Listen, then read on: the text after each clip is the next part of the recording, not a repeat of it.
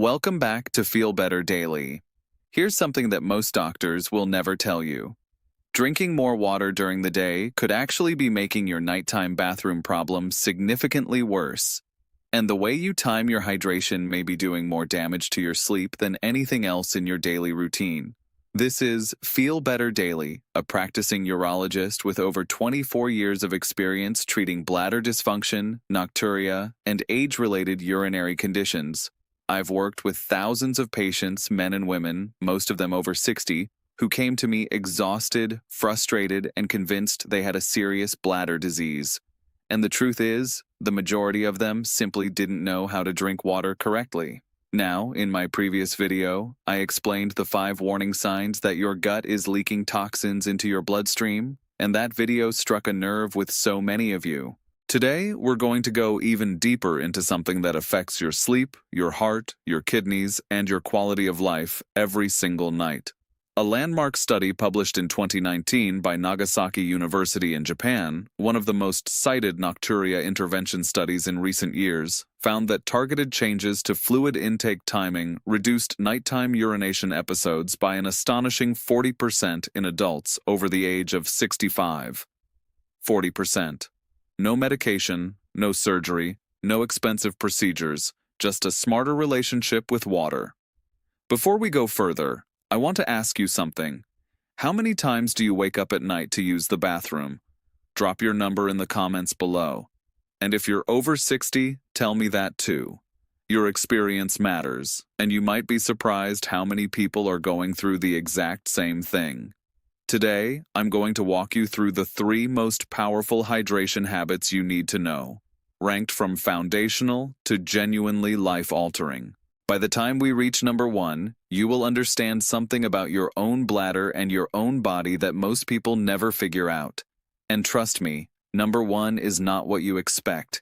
In fact, it's the opposite of what you've been told your entire life. Don't skip ahead. Let's begin with number 3, and this one surprises almost every patient who walks into my clinic for the first time. Your kidneys are not passive filters. They are dynamic, rhythmic organs that actually change their behavior based on the time of day.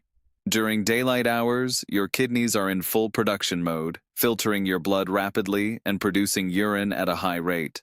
But as evening falls and your body prepares for sleep, a hormone called vasopressin, also known as antidiuretic hormone, rises significantly in your bloodstream.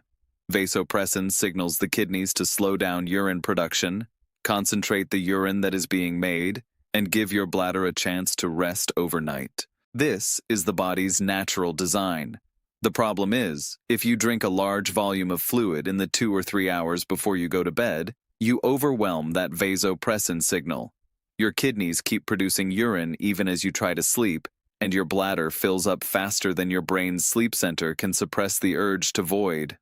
A 2020 study from the University of Toronto, published in the Journal of Urology, examined 412 adults with documented nocturia and found that those who implemented a structured fluid cutoff 2 to 3 hours before bedtime reduced their average nighttime voids from 2.8 per night to just 1.6, a 43% improvement. A separate 2018 study from MRI University Medical Center in the Netherlands confirmed these findings, showing that evening fluid restriction led to a 38% reduction in nocturnal urine output volume in participants aged 60 and above. One of my own patients, Mahi, a 68-year-old retired school teacher from Ohio, came to me getting up 4 times a night. She was drinking herbal tea, water, and juice right up until she turned off the lights. After we implemented a simple 7:30 p.m. cutoff time based on her 10:30 p.m. bedtime, she was down to 1 nighttime void within 3 weeks. She told me she felt like she had her life back. Now, age plays a critical role here. After the age of 60, vasopressin secretion begins to decline measurably. Research from the University of Amsterdam published in 2017 found that adults over 65 produce up to 30% less vasopressin at night compared to adults in their 30s and 40s. This means that even a modest amount of evening fluid, 2 or 3 glasses, can tip your bladder over its threshold when you're older, whereas that same amount would have been handled effortlessly in your younger years. This is not a disease, it is biology. but it is biology you can work with. To implement this, starting tonight, simply identify your target bedtime and count back 2.5 hours. That is your last fluid intake moment. Set a gentle phone reminder if you need to. Your last beverage should be small, no more than 6 ounces, and it should not be caffeinated or alcoholic because both caffeine and alcohol interfere directly with vasopressin function and will amplify your nighttime output regardless of volume. This habit pairs powerfully with number 2 on our list because number 2 addresses what you drink, not just when you stop. And what you've been putting into your body before that cutoff window may be silently sabotaging everything.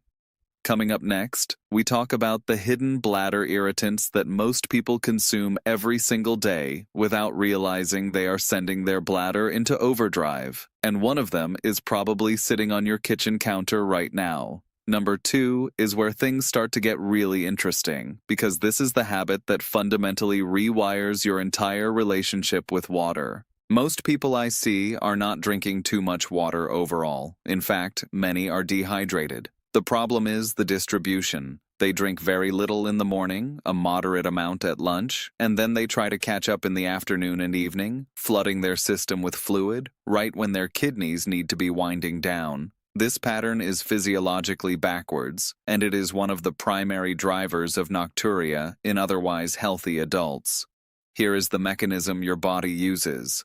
Your kidneys process fluid most efficiently during the active, upright, and physiologically alert hours of the day, roughly 7 a.m. to 2 p.m.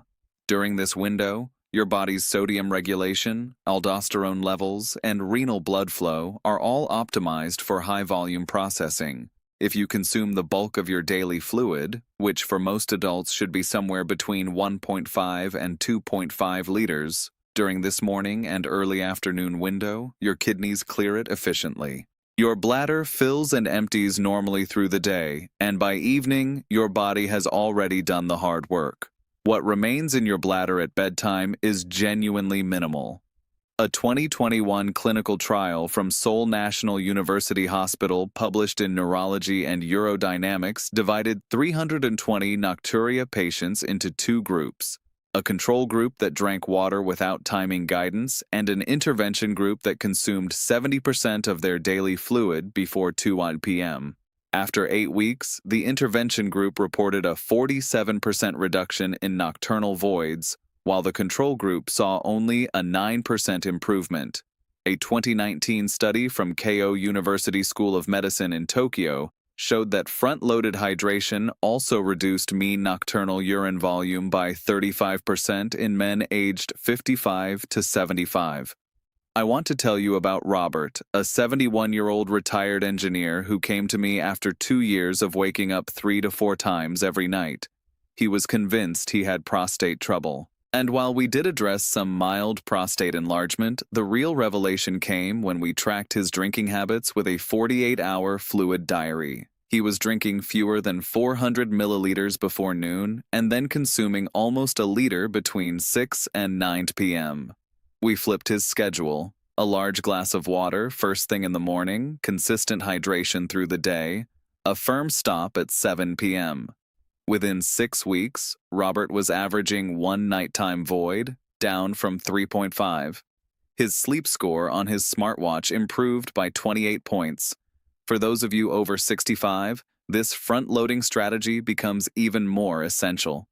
As we age, our thirst sensation weakens, a well-documented phenomenon confirmed in a 1992 study from the University of California, San Francisco, that has been replicated numerous times since.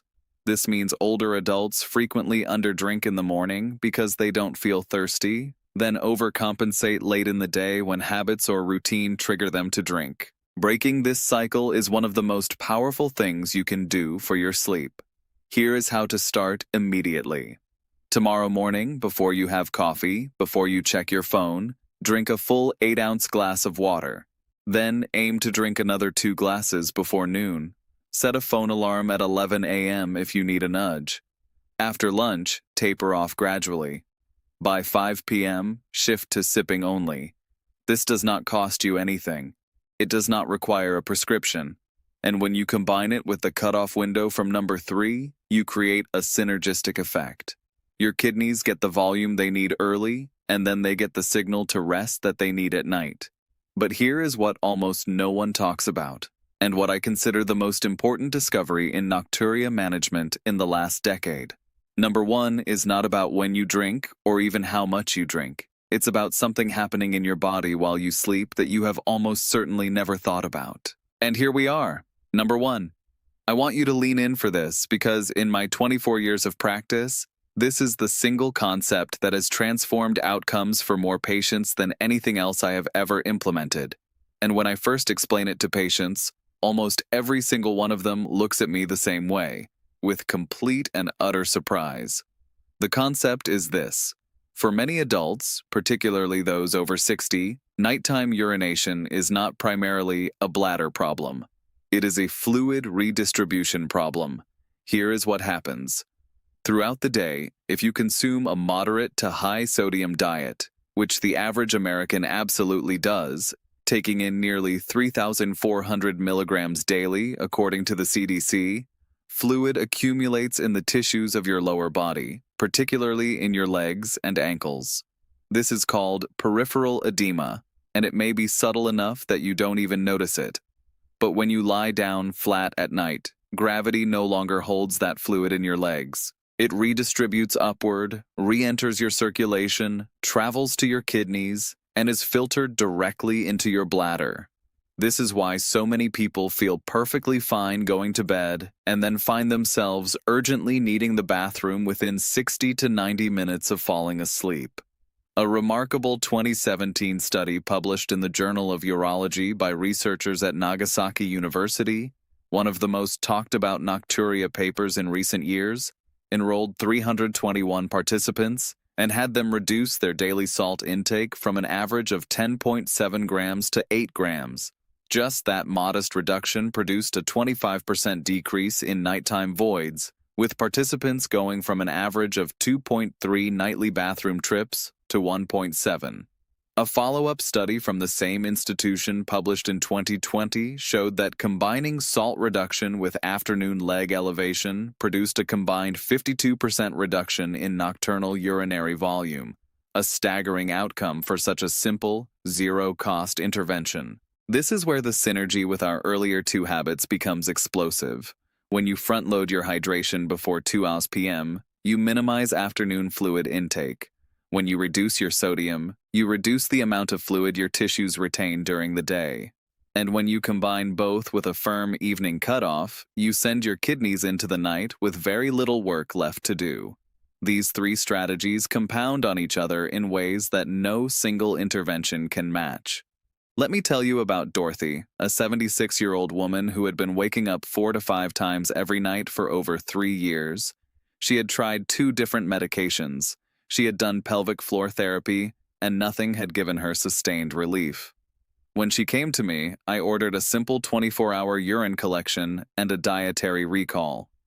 Her sodium intake was over 4,000 milligrams per day, well above recommended levels, and her nighttime urine output was 68% of her total daily urine volume. That is a textbook sign of nocturnal polyuria driven by fluid redistribution. We implemented a sodium reduction to under 2,300 milligrams, added an afternoon rest period with her legs elevated for 30 to 45 minutes, and combined that with the hydration strategies we've already discussed. Within 8 weeks, Dorothy's nighttime voids dropped to 1 to 2 per night. Her total nocturnal urine output fell by 44%. She wept during our follow-up appointment. After 60, this mechanism becomes dramatically more pronounced for 2 reasons. First, the venous walls in the legs become less elastic, making it easier for fluid to pool in soft tissue. Second, the heart's pumping efficiency often decreases slightly with age, meaning less fluid is returned from the legs during daytime activity. Research from Johns Hopkins University published in 2016 confirmed that adults over 65 with even mild cardiovascular aging show significantly higher rates of nocturnal polyuria related to this positional fluid shift compared to younger adults. Here is your action plan starting today. First, spend 1 week honestly tracking your salt intake. Read labels. The biggest hidden sources are bread, canned soups, deli meats, and restaurant meals. Aim to get below 2,300 milligrams per day. And if you can reach 2,500, even better. Second, if you tend to sit for long periods in the afternoon, at a desk, watching television, or reading, elevate your legs for 30 to 45 minutes before dinner. A pillow under your calves works perfectly. This simple position shift allows your circulatory system to return that pooled fluid to your bloodstream and kidneys while you are still awake and upright, so your bladder handles it before bedtime instead of at 2 a.m. Third, and this ties everything together, combine this with your morning hydration habit and your evening cutoff. This trio of strategies works as one unified system, and the results for patients who implement all three consistently are truly remarkable. Now, let's bring it all together. Let's bring this home. Number 3. Establish your fluid cutoff 2 to 3 hours before bed, because your kidneys need that time to wind down alongside the rest of your body. And if you're over 60, your vasopressin system needs that buffer even more urgently than it did when you were younger. Number 2. Front-load your hydration. Drink the majority of your water before 2 p.m., when your kidneys are physiologically primed to process it efficiently and your bladder can do its job during normal waking hours. And number 1, the one that changes everything. Reduce your sodium and elevate your legs in the afternoon to stop that silent, invisible flood of fluid that migrates from your legs to your bladder the moment you lie down at night. Here is what I want you to hear most clearly. Improving your sleep, your bladder health, and your nighttime comfort is absolutely possible at any age. These are not cures reserved for the young. They are biology-backed strategies that work precisely because they work with your aging body, not against it. Now, I want to know, which of these 3 will you start first? And what is your biggest challenge when it comes to waking up at night? Tell me in the comments. I read every single one, and your question might become the subject of my next video. If this helped you, please hit the like button right now. It tells YouTube that this information is reaching the people who need it most. Subscribe so you don't miss what's coming next. Share this with someone you love who is losing sleep, and leave your thoughts below. Your body is not broken, it is simply waiting for the right information, and now you have it.